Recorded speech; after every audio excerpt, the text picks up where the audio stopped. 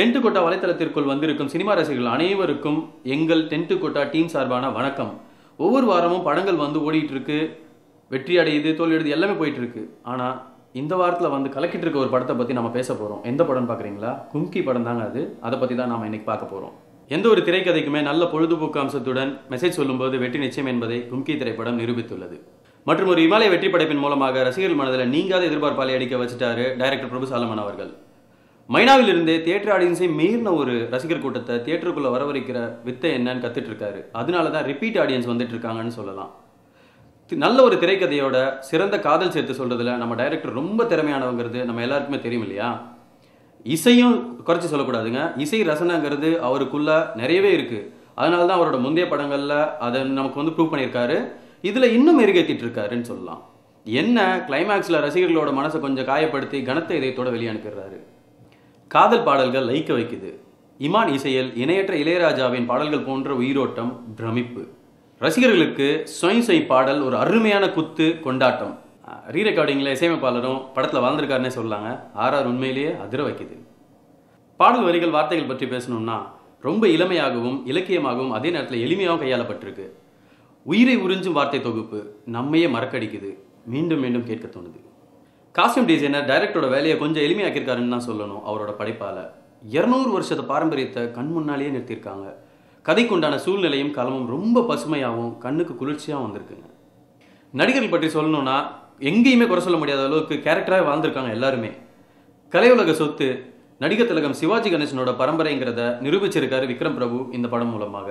புதுசுன்னு சொன்னால் நம்பவே முடியாத அளவுக்கு பட்டத்திட்டப்பட்டிருக்காருங்கிறத யானைக்கும் அவருக்கும் உண்டான ரிலேஷன்ஷிப்லேருந்தே டைரக்டர் காட்டத்தை வச்சு தெரிஞ்சுக்கலாம்.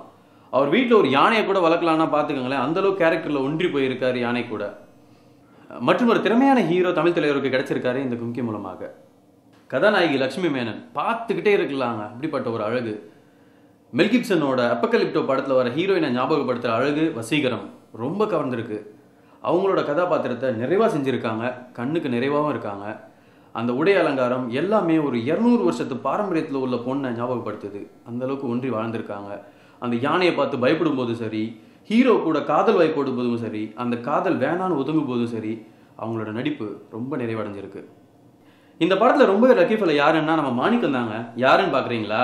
கும்கி யானையாக வர கேரக்டர் தாங்க. 50 யானைகளில் இவர் தான் செலக்ட் ஆகியிருக்காரு. நம்ம ஹீரோயினோட பெர்ஃபார்மன்ஸ் பண்ணியிருக்காருன்னா பார்த்துக்கோங்க.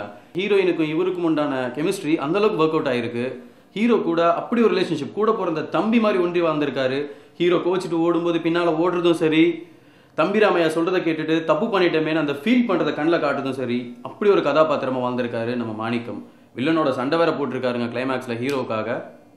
படத்தில் ஹீரோவோட மாமா கேரக்டராக வர தம்பிராமையா சார் படம் முழுக்க கலகலக்க வச்சிருக்காரு. கூடவே அஸ்வின் ராஜா உண்டியல்ங்கிற பேரில். உங்களுக்கு ஒரு சின்ன டிப்ஸ், அவர் யார் தெரியுமாங்க? நம்ம லக்ஷ்மி மூவி மேக்கர் சுவாமிநாதன் சாரோட பையன் தான். அவரும் கலைவாரிசுங்கிறத ப்ரூவ் பண்ணியிருக்காருங்க இந்த படத்தில். காமெடியில் வில்லனாக வரும் காட்டு யானை கொம்பன் ரொம்ப பிரம்மாண்டமான வில்லன் தான். கதையில் வராத நேரத்துலையும் அவர் மீதான விறுவிறுப்பு கொஞ்சம் கூட குறையவே இல்லைன்னா பார்த்துக்கோங்க. அந்த அளவுக்கு ஒரு முரட்டுத்தனமான வில்லனை பார்க்க முடியுது அவர் மூலமாக.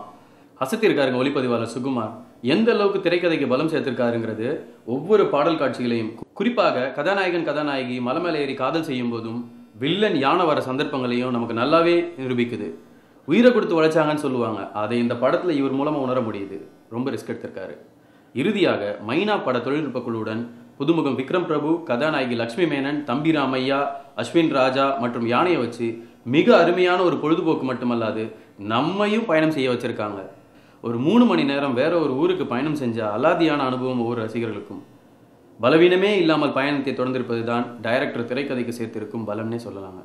இயக்குனர் லிங்குசாமியின் திருப்பதி பிரதர்ஸ் தயாரிப்பில் வெற்றிப்பட தயாரிப்பாளர் ஞானவேல் ராஜாவின் வெளியீட்டில் திரைக்கு வந்திருக்கும் கும்கி திரைப்படம் சினிமா ரசிகர்கள் அனைவரின் கண்ணுக்கும் ரசனைக்கும் ஏற்ற இனிய விருந்துன்னு சொன்னால் மிகையாகாதுன்னு சொல்லணும்.